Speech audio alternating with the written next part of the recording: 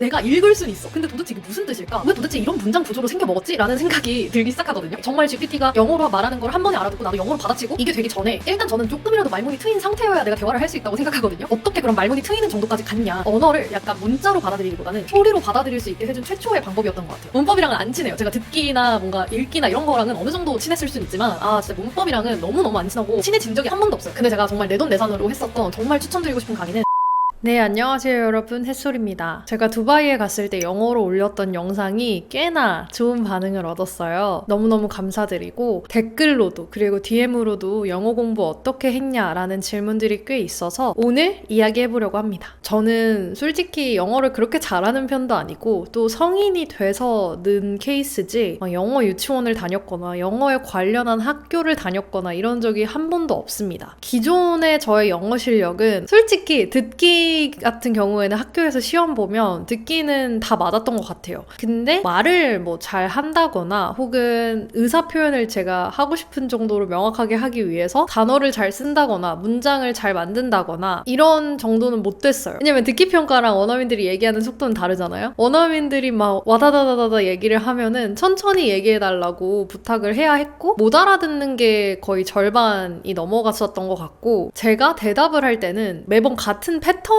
이용해서 똑같이 답변하는 정도였지 뭔가 티키타카가 된다거나 이러진 않았던 것 같아요. 굉장히 한정적이었고 전혀 예상하지 못한 상황을 딱 마주하면 굉장히 어버버거리고 얼어버리기도 했어요. 결론적으로 그렇게 유창하진 않았다. 물론 지금도 유창한 건 아니지만 현재 제가 영어를 구사하는 거에 한 30% 정도밖에 되지 않았던 것 같아요. 과거에는. 그럼 어떻게 공부를 했냐? 일단 저는 듣기, 읽기, 문법, 스피킹 이렇게 4가지 섹션을 나눠서 조금 공부를 했어요. 많은 분들이 하시는 쉐도잉을 예로 들자면 내가 쉐도잉을 하는 동안에 이해가 안 가는 문법을 발견을 했다. 그럼 저는 또 이거를 성격상 이해가 돼야 넘어갈 수 있거든요. 그러면 쉐도잉의 근본적인 목적을 잊어버린 채 거기에 왜 그런 문법이 쓰였을까 생각하고 고민하는 시간이 가다 보면 듣기, 말하기 이런 거에 도움이 하나도 안 되더라고요. 그래서 나는 그냥 하나를 할 때 그냥 하나에 집중을 해야 되는 사람이구나 라고 생각하고 하나만 집중하려고 했었던 것 같아요. 그래서 가장 먼저 듣기에 신경을 많이 썼는데요. 사실 저는 언어를 공부하는 데 있어서 듣기가 가장 중요하다고 생각해요. 물론 제가 앞서서 말씀드렸던 것처럼 제가 학교나 뭐 이렇게 시험에서 듣는 영어 듣기 같은 경우에는 좋은 점수도 받고 했지만 원어민들은 그 정도 속도로 말을 해주지 않잖아요. 그래서 원어민들이 실제로 얘기하는 그 속도에 스스로 익숙해지기 위해서 선택했던 방법이 듣기 연습이었는데요. 제가 도움을 가장 많이 받았던 건 존쌤의 언어습득법 채널이었습니다. 존쌤 영상을 보시면 무자막 시청에 대한 실험을 직접 해주세요. 일본어를 공부하는 거에 있어서 이미 한국어도 굉장히 유창하게 하시는데 일본어를 또 도전을 하고 계시더라고요. 그래서 직접 어떻게 한국어를 유창하게 할 수 있었는지 그리고 다른 언어를 배우시면서 본인에게 실험을 해가면서 전달을 해주시는 유튜버 채널이어서 왜 효과적인지 이런 게 확확 눈에 보이니까 저도 홀린 듯이 따라하게 되었는데 저도 영어를 공부하는 데 있어서 도움이 정말 많이 되었어요. 언어를 약간 문자로 받아들이기보다는 소리로 받아들일 수 있게 해준 최초의 방법이었던 것 같아요. 저는 넷플릭스에 나와 있는 내가 사랑했던 모든 남자들에게 라는 하이틴 영화로 듣기를 이제 연습을 했는데 보통 이제 쉐도잉 하시는 분들이 시리즈물로 많이 하시잖아요. 근데 저는 저 같은 성격은 시리즈물이 너무 길고 편수가 많다 보니까 한 편만 돌려보기에는 뒷내용 궁금하고 뒷내용 가고 싶은데 그럴 실력은 안 되고 그래서 하나에만 머물러야 된다는 게 저랑은 안 맞는 것 같아서 저는 영화를 선택을 했어요. 제가 선택한 이 영화 같은 경우에는 내용 자체가 굉장히 유추 가능한 내용들이 많고 그리고 대화 자체가 굉장히 일상적인 대화이다 보니까 듣는 거에 그렇게 어렵진 않았어요. 이걸 꼭 보라는 건 아니고요. 하이틴 영화를 좋아하시지 않는다면 다른 영화를 보셔도 정말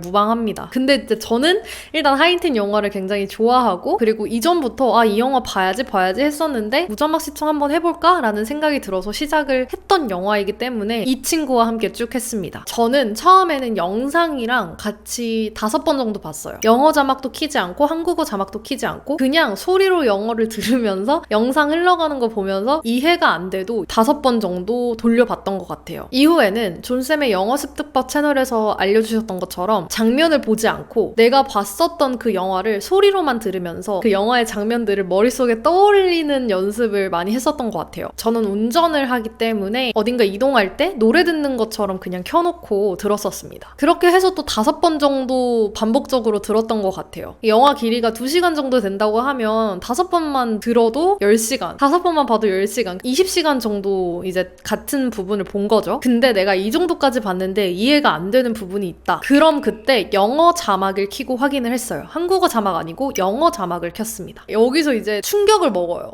뭐야, 내가 아는 단어인데? 내가 아는 단어인데 왜 안 들렸지? 이런 생각이 들더라고요. 그래서 자막을 한 번씩 쓱 켜고 안 들렸던 부분들을 확인을 하면서 이런 단어가 문장 안에서 앞뒤 단어와 붙어서 연음돼서 발음될 때는 이런 식으로 발음이 되는구나 라는 걸 한 번씩 인지를 하면서 자막을 봐줬습니다. 그 다음에 이제 어느 정도 듣기가 된 상태에서 읽기로 넘어갔어요. 읽기를 할 때 저는 소리내서 읽어보는 연습을 했는데 쉐도잉이 아니라 내가 시청했었던 그 영화 혹은 드라마 한 편, 그 영상물의 대사를 싹 발췌해서 그냥 읽어보는 거예요. 뭐 속도를 맞추거나 인토네이션을 똑같이 따라하거나 이런 거 신경 쓰지 않고 내 입에 약간 붙는지 안 붙는지 테스트해본다는 식으로 읽기 연습을 했어요. 저는 근데 이 작업을 하면서 굉장히 신기했던 부분이 내가 이미 많이 보고 듣고 했었던 내용이기 때문에 분명히 내가 모르는 단어인데도 불구하고 내가 읽을 수가 있네? 내가 소리 자체를 무의식 중에 외웠구나. 이런 생각이 들었었어요. 그래서 영어 자막을 쭉 읽으면서 내가 봤었던 그 영화의 장면들을 떠올리면서 나만의 속도대로 스크립트를 읽어보는 연습을 했었어요. 저는 쉐도잉은 하지 않았어요. 사람마다 굉장히 다르겠지만 저 같은 경우에는 쉐도잉이 굉장히 정신이 없더라고요. 집중이 안 됐어요. 듣는 거에 집중을 해야 될지 내가 말하는 거에 집중을 해야 될지 눈으로는 영상을 보고 있는데 그 영상이 흘러가는 거에 집중을 해야 될지 너무너무 저는 정신이 없더라고요. 그래서 이거는 그냥 시간 때우기가 되겠다 나한테는 그런 생각이 들어서 저는 쉐도잉은 하지 않았고 이렇게 따로 발췌를 해서 스크립트를 그냥 나만의 방식으로 읽어보는 걸 했습니다. 이게 굉장히 천천히 느리게 가는 방법일 수는 있지만 스스로 꾸준히 할 수 있는 걸 찾으려고 했었던 것 같아요. 그리고 이제 스크립트까지 읽어보는 걸 반복하다 보면 의문점이 들어요. 내가 읽을 순 있어. 근데 도대체 이게 무슨 뜻일까? 왜 도대체 이런 문장 구조로 생겨 먹었지? 라는 생각이 들기 시작하거든요. 저는 이때가 문법 공부를 할 수 있는 이 마음가짐이 생기는 시점이라고 생각해요. 그래서 제가 이때 문법 공부를 시작을 했는데 정말 제가 영어 시험을 봐도 문법 나오면 진짜 싸그리 틀렸었거든요. 문법이랑은 안 친해요. 제가 듣기나 뭔가 읽기나 이런 거랑은 어느 정도 친했을 순 있지만 진짜 문법이랑은 너무너무 안 친하고 친해진 적이 한 번도 없어요. 근데 제가 정말 내돈내산으로 했었던 정말 추천드리고 싶은 강의는 아란 잉글리시 문법 좁히기 수업입니다. 진짜 이름부터가 여러분 좁해줄 것 같지 않나요? 일단 선생님이 너무 웃겨요. 선생님이 너무 웃기시고 강의 내용도 그렇게 어렵진 않은데 또 구체적으로 다뤄주시다 보니까 현직 영어 강사분들도 많이 듣는다고 하시더라고요. 그리고 막 중간중간에 노래를 막 불러주시는데 It is actually how you say it that I care about, that I care about. 입 조심해. 입 조심해. 같은 말을 해? 또 곱게 하라고. 이제 그거 한번 들으면 빠져나올 수가 없어요. 그냥 계속 내가 어느 순간 강의가 끝나고도 계속 그 노래를 부르고 있는 그런 매직이 벌어지더라고요. 제가 처음으로 문법도 재밌게 배울 수 있구나 라는 생각을 했었던 첫 강의인 것 같아요. 제가 이 강의를 거짓말 안 하고 3번 딱 돌려봤거든요. 강의가 29회차, 28회차 정도 되는데 그 강의를 다 3번씩 돌려봤어요. 이거는 영화를 몇 번 돌려본 것보다 더한 거거든요. 사실 제가 생각했을 땐 저 같은 사람이 문법을 공부하는데 이거를 몇 번이고 돌려볼 수 있다라는 건 정말 재밌었기 때문에 가능하다고 생각해요. 그래서 여러분들에게도 정말 강추드리고 싶고 돈이 정말 아깝지 않았다. 강의도 굉장히 여러 가지가 있긴 한데 그 중에서 저는 문법 좁히기를 정말 추천드리고 싶습니다. 그래서 저는 여기서 문법 공부를 한번 쫙 하고 다시 대사를 읽는 걸로 갔어요. 다시 대사를 보다 보니까 이해가 되는 게 꽤나 많더라고요. 근데 여러분 이제 문법까지 가도 뭔가 채워지지 않는 게 있어요. 그게 바로 말하기인 것 같아요. 분명히 내가 공부는 여태까지 진짜 많이 하고 뭔가를 많이 듣고 하긴 했는데 내 입에서 말은 안 나오고 내가 문장을 알고 있긴 한데 이게 내 입 밖으로는 나오지 않고 이런 부분들이 분명히 존재해요. 그래서 저는 이때부터 챗GPT를 활용하기 시작했습니다. 어떻게 활용했냐면 우선 제가 한 영화만 죽어라 했잖아요. 죽어라 읽고 듣고 보고 했잖아요. 그래서 그 영화에서 나왔던 문장들 중에 제가 마음에 들었던 문장 몇 개를 발췌를 해서 챗GPT한테 내가 보냈던 문장에서 주어나 목적어 그리고 동사 혹은 시제 활용 연습을 해보고 싶으니 너가 한국어 문장으로 문제를 내줄래? 라고 이렇게 물어보면 문제를 굉장히 잘 내서 주거든요. 그럼 제가 여기서 정답을 맞춘다고 생각하고 이 친구한테 정답을 막 적어서 내면 이 친구가 틀린 부분을 짚어줍니다. 물론 이건 프롬프트를 쓸 때 틀린 부분이 있으면 왜 틀렸는지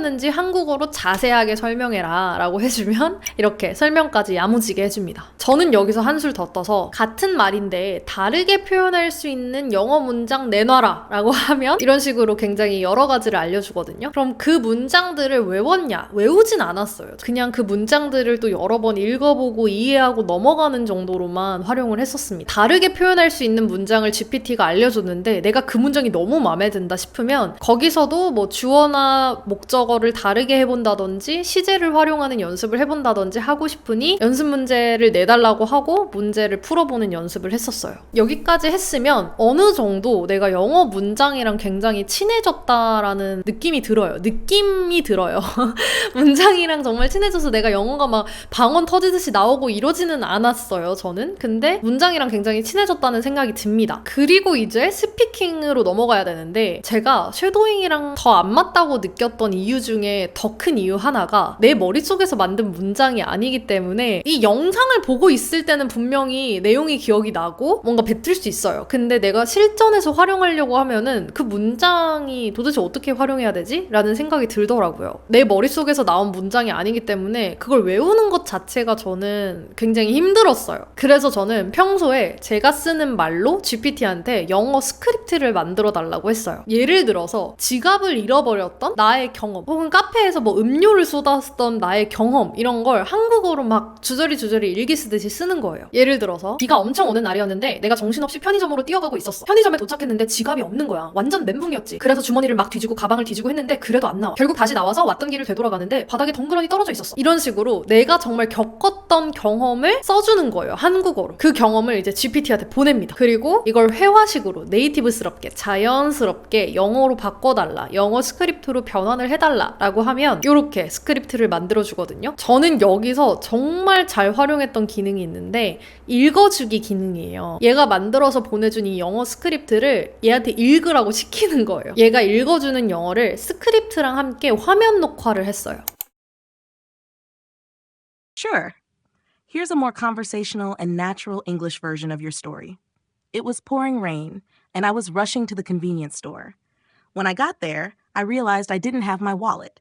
I totally freaked out. 그리고 그걸 유튜브에 비공개 영상으로 올려서 반복 청취를 했어요. 왜냐면 저는 이제 아이폰을 사용하는데 아이폰의 경우 화면 녹화를 하게 되면 5초 단위로 뛰어넘기를 할 수는 없잖아요. 그리고 반복 재생도 안 되고 그렇기 때문에 저는 화면 녹화를 한 걸 유튜브에 한 번 더 올려서 그걸 돌려보기를 했습니다. 근데 이게 내가 확실히 겪었던 일이고 내 머릿속에서 나온 문장을 번역한 거잖아요. 그렇기 때문에 내가 미친 듯이 이걸 외우려고 막 시간을 쏟고 이러지 않아도 자연스럽게 저는 외워지는 느낌을 받았어요. 그냥 라디오 듣듯이 얘가 읽어주는 문장들을 맞아 그랬지 내가 그랬었지 라고 하면서 계속 듣고 또 이 문장이랑 익숙해졌다는 생각이 들 때 그제서야 그 친구 속도에 맞춰서 말을 뱉어보는 연습을 했어요. 근데 제가 영화도 여러 가지 봐보고 뭐 팟캐스트도 듣고 했지만 GPT 속도 정도는 사실 네이티브보다는 느려요. GPT가. 그리고 발음도 꽤나 정확한 편이기 때문에 AI잖아요. 그래서 따라할 만하다고 생각합니다. 물론 뭐 다른 유튜버 분들께서 말씀하셨던 것처럼 이 GPT를 이용해서 아예 스피킹을 연습할 수 있어요. 롤플레이 하자. 너가 내 친구가 되고 나는 뭐 어쩌고 저쩌고 할게. 우리 카페에서 만나서 뭐 먹을지 대화하는 내용 롤플레이 하자. 이런 식으로 얘기를 하면 이제 그 친구도 영어로 말하고 그리고 나도 영어로 받아치고 나중에 대화했던 내용이 스크립트로 나오고 뭐 이런 형식 많이 보셨을 것 같아요. 저도 사실 그 방법으로 대화를 많이 나누긴 했어요. 근데 제가 여태까지 말씀드렸던 건 제가 그 단계로 넘어가기 전에 정말 GPT가 영어로 말하는 거를 한 번에 알아듣고 나도 영어로 받아치고 이게 되기 전에 일단 저는 조금이라도 말문이 트인 상태여야 내가 대화를 할 수 있다고 생각하거든요. 어떻게 그런 말문이 트이는 정도까지 갔냐, 그 단계까지 어떻게 공부를 했냐에 대한 내용을 이 영상으로 이야기해봤습니다. 얘기를 다 하고 나니까 이 방법이 물론 저한테만 먹힐 수도 있다라는 생각이 들어요. 왜냐면 저도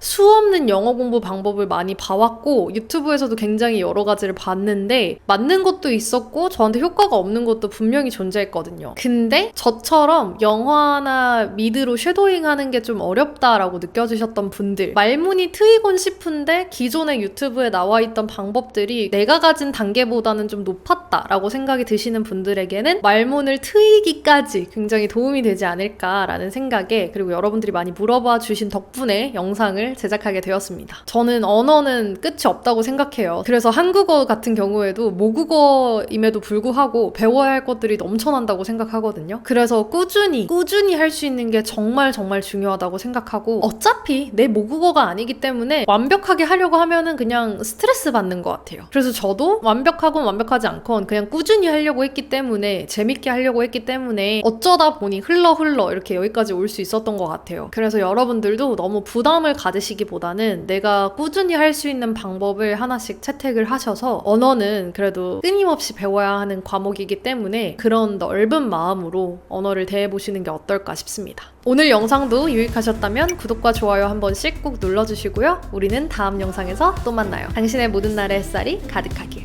안녕.